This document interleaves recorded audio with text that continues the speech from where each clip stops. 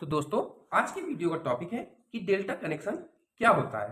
तो दोस्तों हम लोग जब भी डेल्टा कनेक्शन की बात करते हैं तो ये हमारी 3 फेज मोटर में ही होता है। तो दोस्तों चलिए देखते हैं डेल्टा कनेक्शन को। तो दोस्तों आपको मालूम है कि हमारी मोटर में कुछ इस तरीके से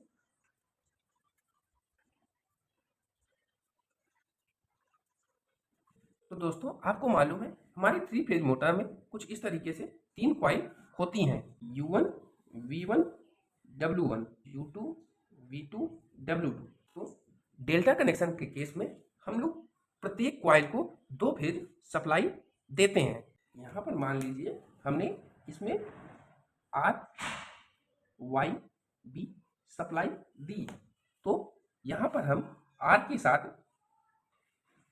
वाई फेज को भी देते हैं और वाई फेज के साथ यहाँ पर हम बी फेज को देते हैं। यहाँ बी फेज के साथ हम आर फेज को देते हैं। हम यहाँ पर प्रत्येक कॉइल को 2 फेज सप्लाई देते हैं। तो दोस्तों आपने देखा यहाँ हम प्रत्येक कॉइल को 2 फेज सप्लाई देते हैं, यानी कि यहाँ पर हम प्रत्येक कॉइल को 440 वोल्ट की सप्लाई देते हैं।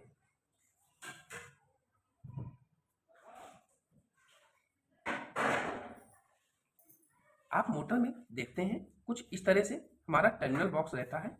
यहाँ पर हमारा 6 टर्मिनल रहता है।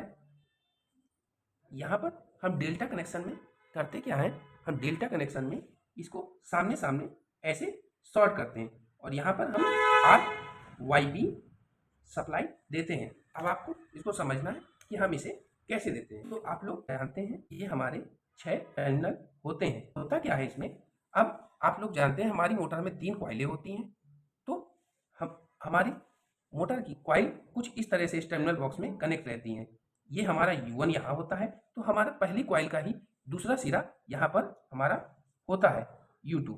उसी तरह से V1 हमारा यहाँ होता है, तो V2 कॉइल का दूसरा सिरा हमारा यहाँ कनेक्ट होता है और W1 हमारा इधर होता है, तो W2 हमारा इधर होता है। तो इसको हम सामने सामने शॉर्ट कर देते हैं और जब हम आर वाई बी यहाँ पर देते हैं आर वाई बी, अब आप देख रहे हैं यहाँ पर हमने U1 में आर दिया और दूसरी तरफ हमने वाई फेज दिया। तो यहाँ पर भी हमने यहाँ पर भी हमने 2 फेज सप्लाई दी और आप ये देख सकते हैं यहाँ पर भी हमने 2 फेज सप्लाई दी। यहाँ पर हमने आर के साथ बी को दिया, W1 में हमने देखिए आप W कॉइल में हमने बी फेज को सप्लाई दिया। तो ये देखिए यहाँ हमने बी फेज सप्लाई दी, यहाँ पर हमने आर फेज सप्लाई दी और यहाँ पर हमने वाई फेज सप्लाई दी। तो इस तरह से आप समझ सकते हैं हम प्रत्येक कॉइल को 2 फेज सप्लाई देते हैं। तो उम्मीद करता हूँ आपको समझ में आ गया होगा। अगर आपको वीडियो अच्छा लगा हो तो वीडियो को लाइक, शेयर और चैनल को सब्सक्राइब जरूर करिएगा, जिससे कि हमारी आने वाली वीडियो का नोटिफिकेशन आपको मिल सके।